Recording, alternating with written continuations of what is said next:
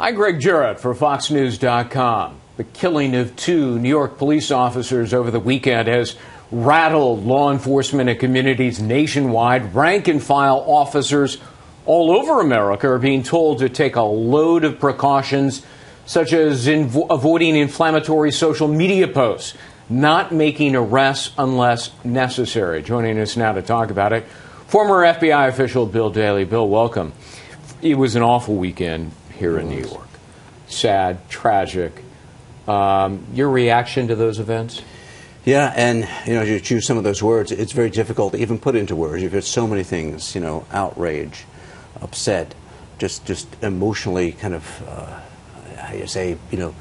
unraveling. I mean, just the whole kind of almost sense that the fabric of a society is wearing thin in a way. Right. This is something that has not happened in New York City since the late 80s. Around 1988 was the last time a police officer was murdered in the city.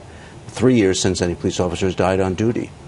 So it really is it's stunning, shocking, upsetting, all those words. And again, none of those words do justice to what's happened. Yeah. Look, some are putting a measure of blame, not in its entirety, but some blame on the President of the United States, who continues to make comments before the weekend that police need to improve their conduct, which assumes that police are engaging in misconduct. And you've got the mayor of New York City announcing that he tells his son, beware of cops. Do those kinds of comments from the president and the mayor of the largest city tend to only inflame and gin up anger toward police? Well, I'd say this, Greg, is that words mean something, and particularly words coming from people who we have put into leadership positions. And sometimes both their words and maybe their absence of words, meaning absence of how they support or some way promote law enforcement to a higher level in the community. I think those things resonate throughout all of our society. So I do believe that things that are said kind of have people thinking and saying, well, maybe police aren't acting properly. Maybe, looked at the suspect. We hear the rants that happen just literally down the avenue, one over from us here, right, talking about, killing police officers. At the same time, being protected, that very First Amendment right, being protected by the police officers themselves. Without then having people in leadership positions come out and condemn that. Not saying that people have a freedom of speech, within certainly limits, and not yelling fire in a crowded theater, but sure, people have limits. But leadership needs to be able to come out and say, listen, this isn't right. You may feel that a certain way, but let me tell you where I stand. We didn't hear any of this. And I think that absence, that void, I think leads to people question that maybe police are acting improperly, which, if you look across the board, if you look at all the statistics and you look at what's happening across this country, that's not the case. Yeah. I want to pick up on something you said just a moment Sure. ago. Yes, there have been demonstrators chanting, dead cops, we need dead cops, kill cops, and so on. I mean, it's absolutely disgusting. How did we get there?